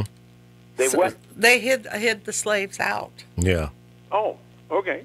So I mean that when I go to powwow, there's a big powwow actually this week in San Pedro for 3 days. Really? I remember the Native Americans in South Dakota, was it South Dakota or North Dakota? That's where my tribe is at Pine Ridge. We're very poor. Bill Clinton was the president, and he tried to give them people money for things that have happened to them, and they turned it down. I said, no, you'll never be able to pay us. You ain't got enough money to pay us for this. This is ours, and this will be in your history. Mm. Well, I have land there, and they constantly try to get us to sell it back to the reservation because we don't live on it. But I'm not going to sell it back. I wouldn't either. No, I'm not. Sell it back to the They reservation? actually lease my land, our land for my family. I'm lucky if I make $3 a year, and we need to be able to break that lease because it was signed for 200 years. That's another thing they've done, which people don't talk about. Let's go over there and build something on it and do an Airbnb on it. Nobody wants to be in South Dakota. You never know. And that's Ron true. will fly us Palm over there. Springs, they make a fortune, those Indians. Yeah. They make a fortune. Down in South Florida, too. Yeah, I live next door to a Native American down there in Fort Lauderdale. No, it was Hollywood. And she was telling us that her son gets $6,000 a month, and she gets $6,000. Oh, no, Palm Springs ones get probably about $50,000 a month. Jeez. That's right. Oh, And man. it's Levi, funny, people look at me and they'll go, well, gotta you're go. too My pale Lee to Michaels be just left us. Indian. All right, buddy. I'm Thank too you. I'll pale talk to to be you. Hey, I Indian. enjoyed talking to you all. Thank you very much. Always. See you next time. All right, partner. Take All care. right, take care, Ron. Thank you, sir. This is the first time he's actually said goodbye, because usually he just hangs up. He's gone. You go, Ron? People say I do that. They'll be talking to me. Yeah, and all you of do a that. sudden I hang up. You did me the other day. I did? But I thought maybe you just had a bad cell. But No, I think I she'll think get tired I- of talking to you and just hang up. Gone. Hello? Hello, Carol? Where the hell No, are but you? Lee puts you on hold. He goes, I'll be right back. Yeah, I do that. I have a bad habit of that. You're waiting and waiting. Then you go, you know what? Yeah. I don't know. It's a telephone sickness. When I get on that next call and it becomes engaging, I forget about the last call. It was Right, because the person before be damned. Be damned. Yeah, that's your ass. Right, that's right. You know, hang the, That's it. hang That's up. it. That's all. Bye, bitch. hey, did you see where those people were released by Who? the Taliban? Yeah, I saw the headline on it, but I didn't Yeah. get a chance to read And it. that Canadian man, the husband, Uh-huh. they were going to send him here. He said, no, do not send me to the U.S., Canada. Really? Well, there's something in his history where he thinks the U.S. would try to arrest him. Okay. I have to read it more to understand what's going on. Yeah. But they had kids over there. Yeah. It's kind of a thing. I'm sure Trump will take credit for that. Of course. Yeah. You know, you mentioned earlier about who's the PD you said that stuttered? Keith Adams. Keith Adams. Okay. Everybody knows somebody that stutters or Right. been in course in the I company, used to something like stutter. that. Well, see, that's trained because with stuttering, like, what's his name? You know, James Earl Jones stutters. Is that For right? I example. didn't know that. He has tremendous breath control. Marilyn I Monroe had to have stuttered. a lot of speech classes and lessons. Marilyn Monroe? She stuttered. Chicago Tribune White House correspondent Clarence Page stutters. And, Wow. I mean, all these great people stutter, but you just never know. That's right. That's interesting. I worked with a guy in Chicago. Actually, I didn't work with him. He was on the station before I got there at WBMX. I'm trying to remember his name now. But he had Tourette's syndrome. Oh, jeez. Yeah, but he never came out on the air. When he turned the microphone on, it went away. But as soon as that mic was off, he's bitch. I think the girl that I think the girl that lives with me has it. Really? Yeah, I'll hear her in there, and it's the same sound all the time. Wow. Man. I hear it all the time. That's fascinating. But this It's guy would fascinating go to me. off. Oh yeah, I had a off the hairdresser handles, friend. huh? Oh my God. He would start saying the F word, Yeah. Yeah. and I'm like, what's wrong with you? Yeah, I went to the station and they gave me a little tour and took me into the studio. He was on the air and he was just going off. And they said, man, well, you don't pay him any mind. He has Tourette's syndrome. I said, how does he be on the air with that? And he said, well, I mean, you ought to see him at jock meetings. This dude goes off. I said, wow. I had a That's as client bad as once a. that had Go, I'm that sorry, go too, ahead. You go ahead. Yeah. and I got scared of him Yeah. because he started saying the F word, and I'm Yeah. like, what the hell? And then he wanted to he asked, could he have an orange? He pulled out this hunting knife. So I left my other hairdresser friend in my living room with them, and I called my daughter. I said, don't come out the room. If you hear noise, go out the window. Wow. But the next time I went in the bedroom and locked my door, left my friend out there. But the people with Tourette's syndrome, they're not violent, right? No, but see, It's I just didn't know that yeah. he was because he was saying the F word. Right. And then he pulled out that big hunting knife. So Yeah. what would you think? Yeah, that would be a little But scary. I found out later on he Yeah. was Tourette's. Yeah. Some Well, people like I was just saying make before little about- sounds. Yeah. True. Well, I was saying before about the stuttering. When I was back at ABC WLS in the building, they had security, of course, and there was these two guys working security. One guy was named Joe, other guy was named Vince, so they call him VR. So the story was told to me was, in fact, Joe relayed it back to me later, was they were talking, and, you know, you on the job, you're on the gig, you start making complaints about your job. They're not covering me for my, my overtime, or just complaining about the gig in general. Sure. So Joe gets up, goes to the bathroom, and comes back, and he sees VR getting off the phone. Yeah, and we want a raise too. Goodbye. And hooking the phone up. And so he's like, well, who are you talking to? Mary Pratt. Now, Mary Pratt's in charge of the building. I left a message. I told her that we needed a raise. Wait a minute. Why did you call her for? Yeah, but we just talked about we need a raise. No, wait. What the fuck you called for? And so I realized that Joe gets nervous. He Yeah. starts to stutter. What? So, man, And you he- gonna blow my job. Right, that's what he said later. Oh, fuck, there goes my job. Guys couldn't Because make he fun called of their that. he called their supervisor and left this long ass message about their demands. Right. That's too funny. Now, what was a Not to comedian? offend the stuttering community. What was a comedian that used to? I don't know if it was intentional or it's just the way he talked, but he acted as if he was drunk and he was stuttering. The old comedian back in the day, Yeah. Foster Brooks. Is that was it? Yeah, I think so. They had like a beard. Yeah. Yeah, Foster Brooks. yeah. Foster Brooks. Yeah, he used to crack me up. Now, did he? Was that an act? That was an act for someone who didn't drink. He said his dad was an alcoholic. Oh, okay. So that's where he got his motivation from, Right, inspiration. he mimicked his dad, Yeah, but yeah. he never drank. That's funny. I'm hungry. Just dawned on me. You want to call Uber Eats? I mean, what No, are you can we thinking? go? Should we go eat after? What's the day? Thursday? Yeah. How about Taco Thursday? Taco Thursday, No, that's right? Tuesday. Yeah, I know. I'm just saying. Every day is Taco Day. Well, you had some oatmeal. I ate that for my cholesterol. Oh, okay. That's Well, like- yeah, we can go get something to eat. Yeah, sure. Why not? Okay, I had to say that on air. I'm Yeah. hungry. And Why'd you have to really, say I that? hope people didn't misunderstand me when I said what I said. What I did was you say, just Amir? when I said about how people, even as a Native American, I've been targeted. Where Oh, of course. they'll say, yeah. "You're not Indian. You're too pale." I go, "Well, look at my cheekbones and everything. My hair. This is my hair color." Yeah, well, that's just their inexperience, Oh, their ignorance. You can look at me and see I'm Native American.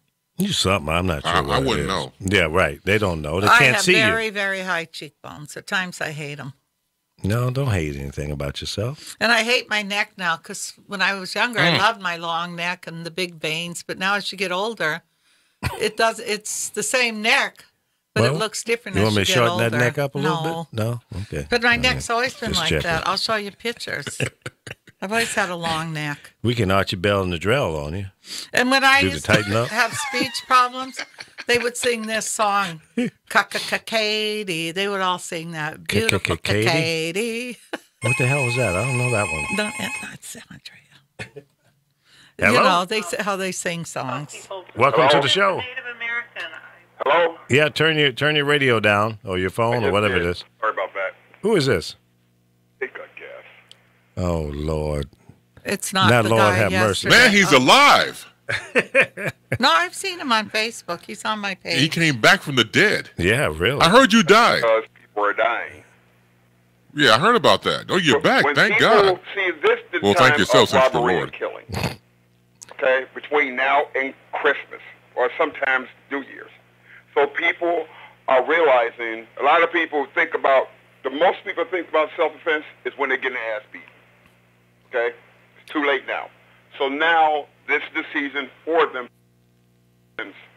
And that's what I've been doing. What are you talking about?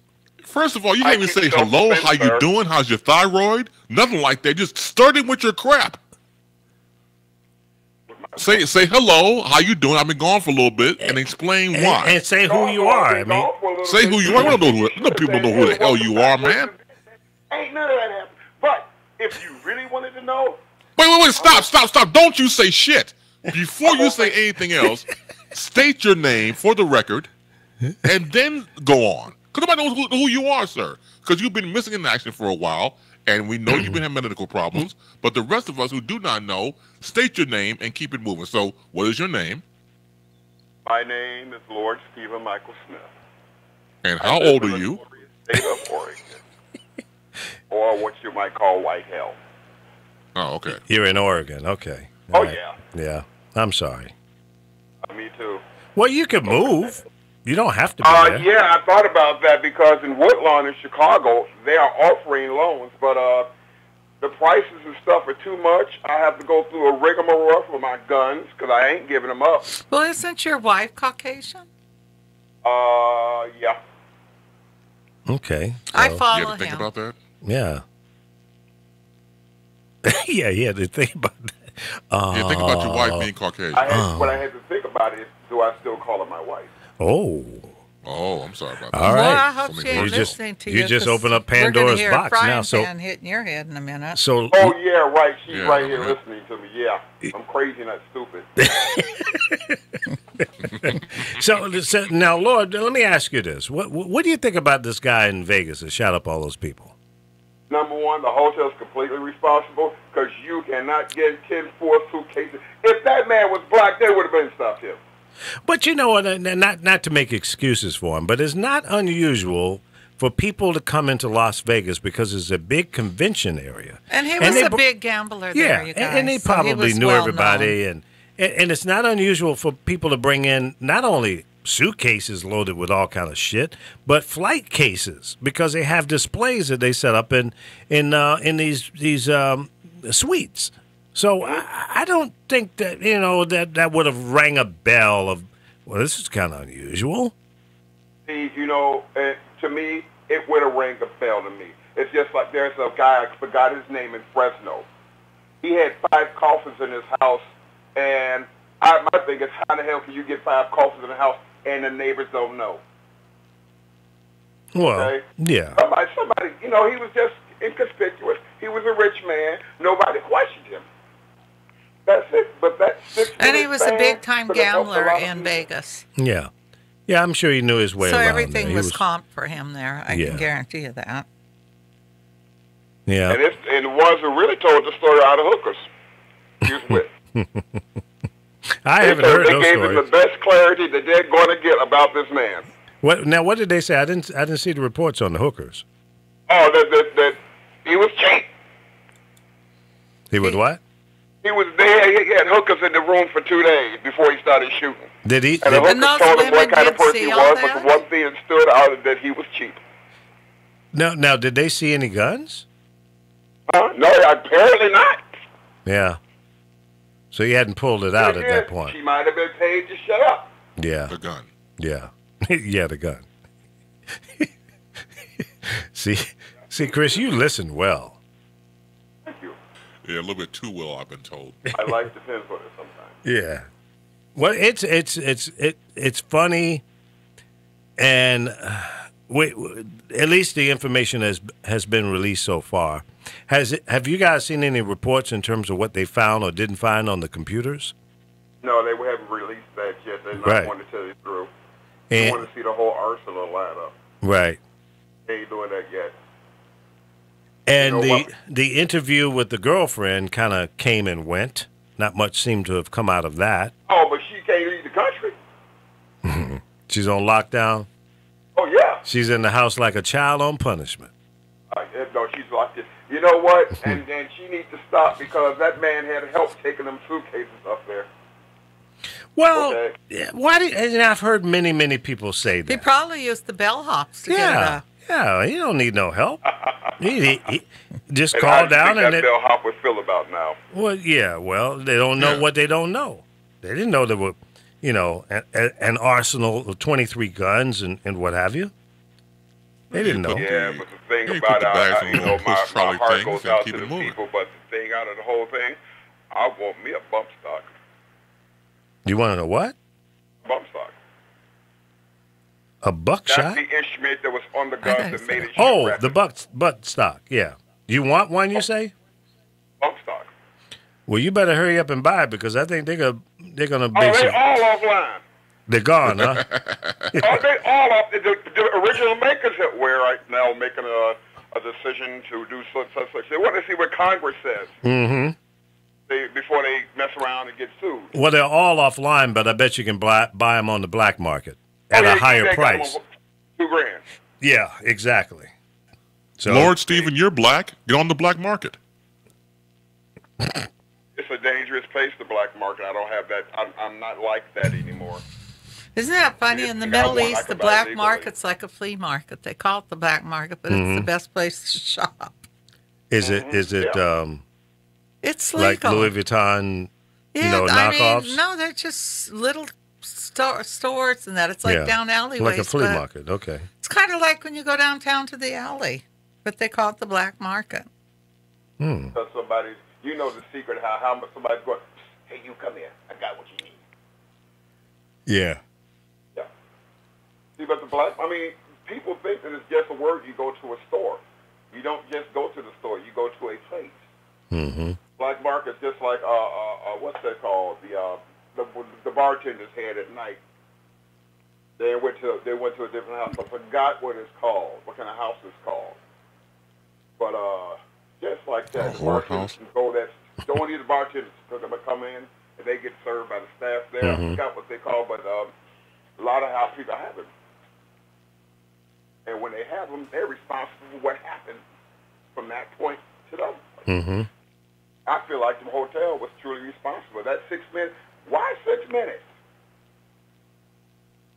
Why was there a 6 minute span before he started shooting? And the man that was shot already. You mean The the Vegas police could have got there if they were called at an appropriate time.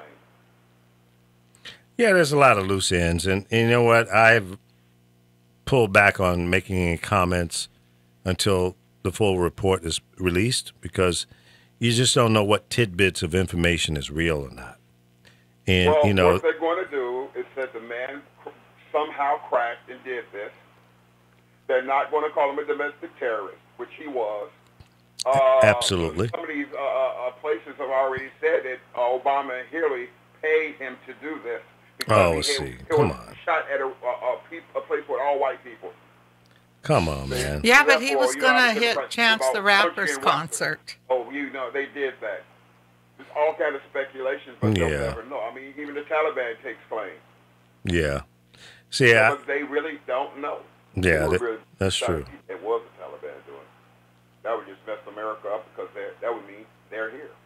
Well, you can't take what they say, ISIS and all those guys, because they want to cause disruption and fear and hate. And, anything like that was so egregious, they're going to try to take credit for it. But that was dispelled and disproved by the FBI, CIA, and all of that. So, if you trust that. So it just depends on what story you want to believe. Roof got out that when they had him arrested, white people already decided that. Even the commentator on the news was saying, look at him. He just looks somber. That guy, he doesn't need to be in jail. He needs to be in a mental institution. He's just got problems. Oh, really? Yeah, he got problems. He just killed 8 black people. Yeah. But they tried to make a defense of him. They could have got the case. So let me ask you this. Problem if he would have shut up. Lord have mercy. Let me ask you a question. What was the motivation for this guy in Vegas? Why did he do that? I really don't know. I would assume because what you see is that he somehow, did he hate country music? Did he have a problem with white people? And this is the really thing they're looking at because there was an all-white audience. Yeah. So what clicked him to make him go, I really can't say, man. Nobody's ever going to know, and that's the pissed off thing about it. Everybody that does this always kills themselves, so, Yep. But I tell you what, they didn't blow him up like they did their brother in Texas. Well, from the reports we've heard so far, they say he killed himself. Now, some believe that he didn't kill himself, that there was a second shooter, and maybe that person, I'm not even going to go down the conspiracy road. I'm not going to do it. Yeah, I'm not going to do that. I'm not going to participate in the bovine. I don't. I've been asked on my self-defense page. People have wanted to know, what can you do? You can't do anything like that. Well, you could have did something. There was something that they could have did to stop the shooting. That's 36 stories up. They have automatic weapons that can shoot 36 feet up. But I think all they had to do is get at the right angle and shoot at the roof, rapid fire, and ricochets would have kept them back. Well, that's true. But I think there was at least for the first 11 minutes, I don't think anybody on the ground knew where it was coming from. And there weren't enough, and they waited for SWAT to get there as opposed to the police that were on the ground to run up there and try to deal with it. So that was a command or decision made by the local police to hold up and wait for SWAT once they identified where it was coming from. Right. So, listen, what was he, 400 yards away? That's a long way in a 22, a 223, or a 30-yard 8, a 308 has more range and impact, I think, at that range. But even that's a low caliber for that kind of distance. Yeah, but the accuracy of it is what counts. Right. A gun doesn't have to be big to stop somebody. Now, let me ask you this. Not allegedly, but there are reports that some firearm experts have put out reports that they believe that the shooting did not come from that location because the rejected shells would have burned holes in the carpet because of the heat from it. Now, you're a gun guy, right? I'm learning. Okay. What are your thoughts on that? Is that a true statement? Are those shells so hot? They get hot enough to burn you, but not the carpet. Okay. So this so-called expert doesn't know what he's talking about. Go shoot a gun and tell him put the cartridge down his chest and see how he feels. Yeah. He'll know it cannot burn it. Yeah, it can. But the man was meticulous. He might have threw a mat down. You know, this man did his homework. He wrote down the trajectory on the table, so he had no question about his angle. Mm-hmm. No question that he will kill someone. Yeah. It's just why? What was the motivation? What was he upset, pissed off, or what was his point for doing this? Say hello, honey. And we'll never know, probably, because he's dead. There, too. Is that your wife back there? Hello there. How are you? I'm good. How are you? I'm not too bad. Okay, that's it. No more from him. I guess I have to hand the phone back to him. No. No, don't throw it back to him. No, Please don't. You sound a lot better than he does. So let's just Yes, you do. let him sit back in the background for a while. Can I ask you a question? This is Chris Bates. How you doing, sweetheart? Hi, Chris. How can you marry a guy named Lord? Have mercy. Yes, Right. Lord Stephen. No, his Right, name Lord is Lord Stephen, Have right. Mercy over here, okay? Yeah, Lee changed his name to Lord Have Mercy, which is absolutely correct. Not even Lord, LAWD. Loud Have Mercy. Loud Have There's Mercy. never a dull moment with him. I'm sure. I'm hip. You got him under control, though, right? Well, of course I do. Good. That's great. I feel better. Now I can sleep at night. Oh, See, well, that's she's the one you good. need to talk to. That's right. Yeah, you need to call in more often than Steven there. Well, I'm at work during the day. Oh, okay. Oh, Well, damn it. We'll do a night show just for you. Oh, okay, well, that Absolutely. sounds good. Here's Steve. Okay. All right. Take care. See, here's What Steve. it is, she's here early because I have to go to court for Ah, trespassing. What'd you do now? Shoot somebody in the kneecap? trespassing? No, this homosexual tried to front me one day, and I waited to get him back. And when I went in the store next time, I called and said, "What's up, Captain Homo?" And he didn't like that. And then And he told me to leave the store, and I said no. Oh, But I did leave the store.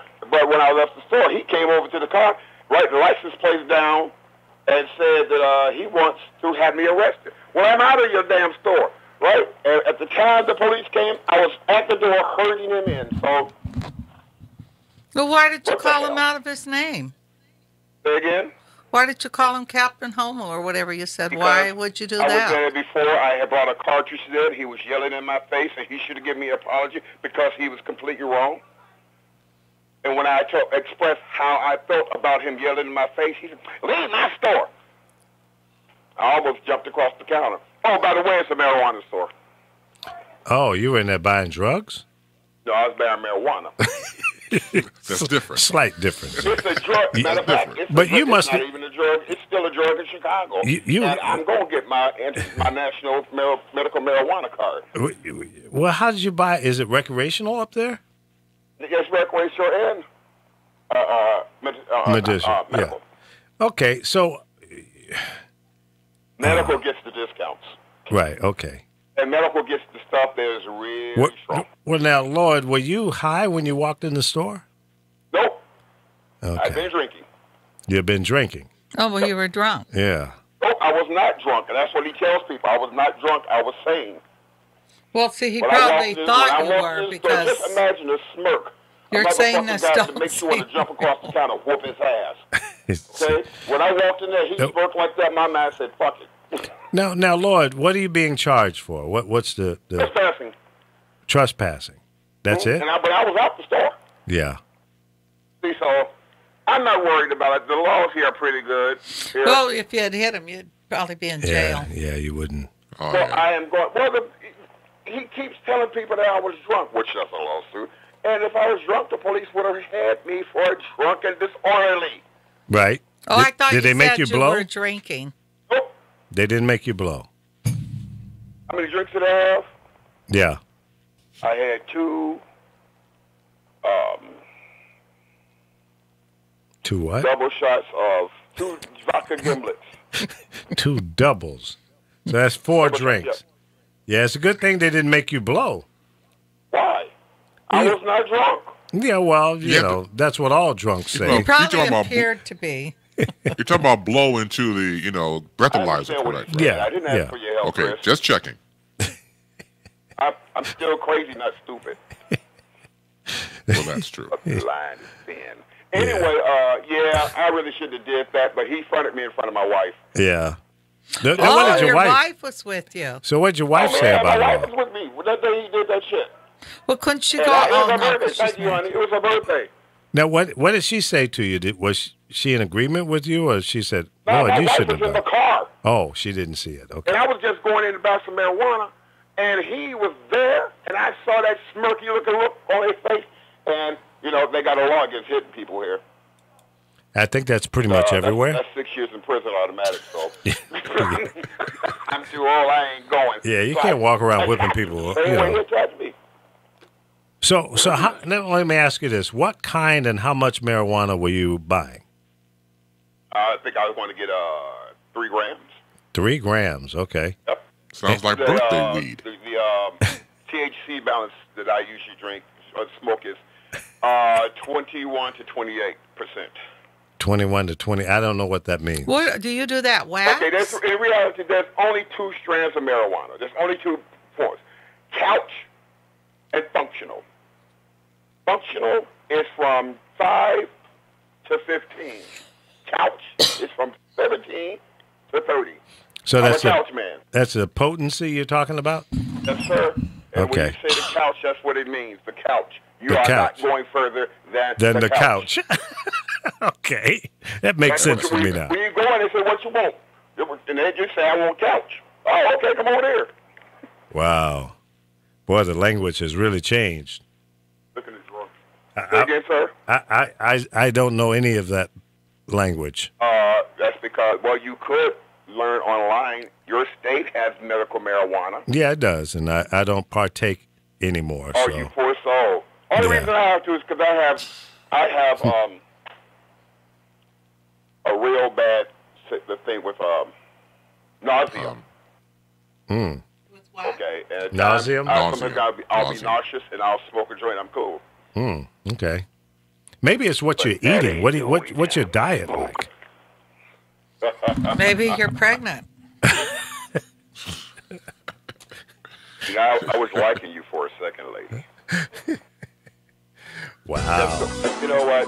And you know, you are educating me about the Indians today, Native Americans. I Uh-huh. appreciate that. I tuned in at the right time. Good. We try to. Well, we hope that people will take some knowledge away from the show. You know, I like to keep it light and bright, and my little warped sense of humor comes out from time to time. And Carol yawns and eats oatmeal. I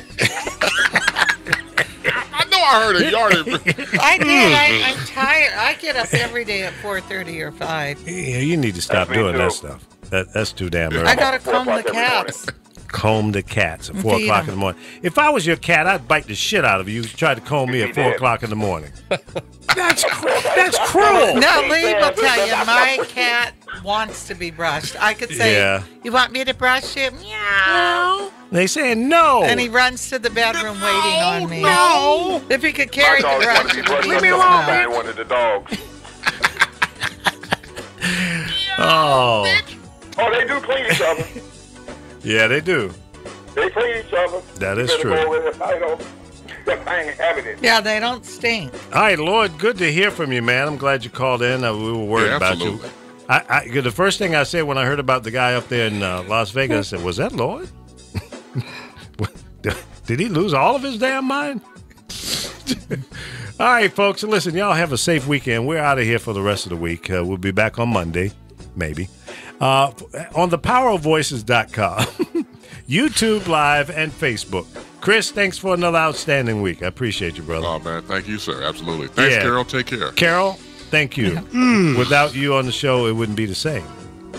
And we appreciate what you bring to the table. Really. Oh, thank Did she you. yarn again? Oh, you're welcome. I thought you yarned again. She did. I did. Okay, that's what I thought. I did. All right, now go take a nap and we'll Well, be I okay. got a job tomorrow, a long one. Okay. All right, listen, folks, we'll be back on Monday at 10 a.m. Pacific time. That's noon in the Midwest and 1 o'clock in the afternoon on the East Coast. Have a safe and pleasant weekend. Be kind and evict the president. Get rid of him, please. So when I come back in here Monday, we can have a party and celebrate. Hail, hail, the witch is gone. In the meantime, be safe, be kind, love somebody.